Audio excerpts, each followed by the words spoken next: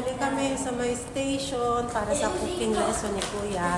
Today, pati ako magle-lesson din. Bread lesson kami pareho. Kasi meron akong free lesson dahil na pinakita ko siya kasi member ako. So yun, pag gusto nyo magpa-member, i-refer ko kayo. Pareho tayo magkakaroon ng free lesson.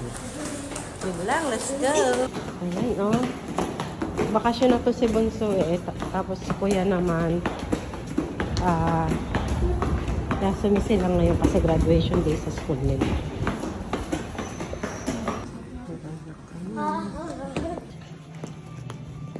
Si cooking. Ayan, dalawa kami. Si Bunso hindi pala siya pwedeng pumasok pag hindi daw member. Kawawa naman doon lang. Ito yung gagawin. Ito naman yung kakin.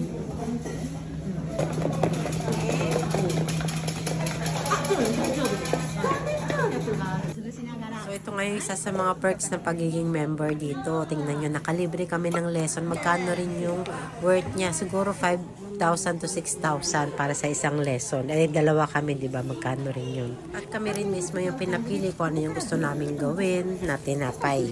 Dahil word na kami kay Bunso, ayan, palitan kami ni Kuya sa pagsilip sa kanya. Wawa naman niya. Ay, job. Nande games tinay? Stereo. Miyero, aso ko. Miyero. Mochoto da kara ne. Choco pants for you. Chijikan.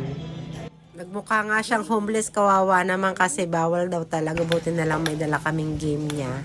Kaya naglalaro lang siya doon habang naghihintay. Maraming branches tong ABC Cooking. So kahit nasaan kayo sa Japan, meron din sila sa ibang bansa.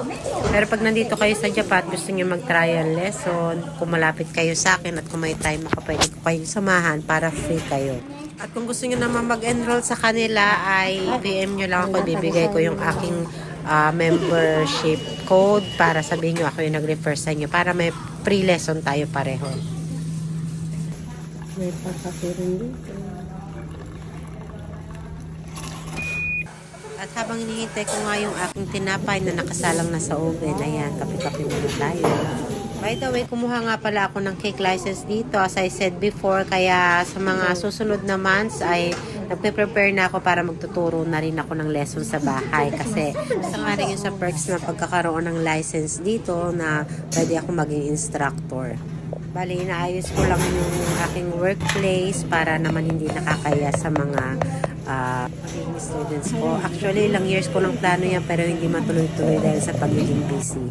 At dito nga, tinikman na namin yung gawa kong tinapay. Sobrang sarap talaga yung mga recipes dito para yung mga binibili nyo talaga sa mga bake shop. Choco. Kami.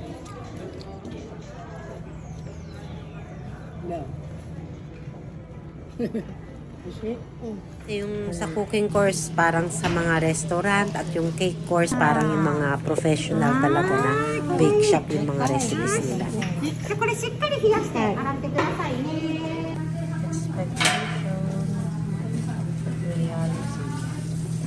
Yun lang po muna for today. See you next!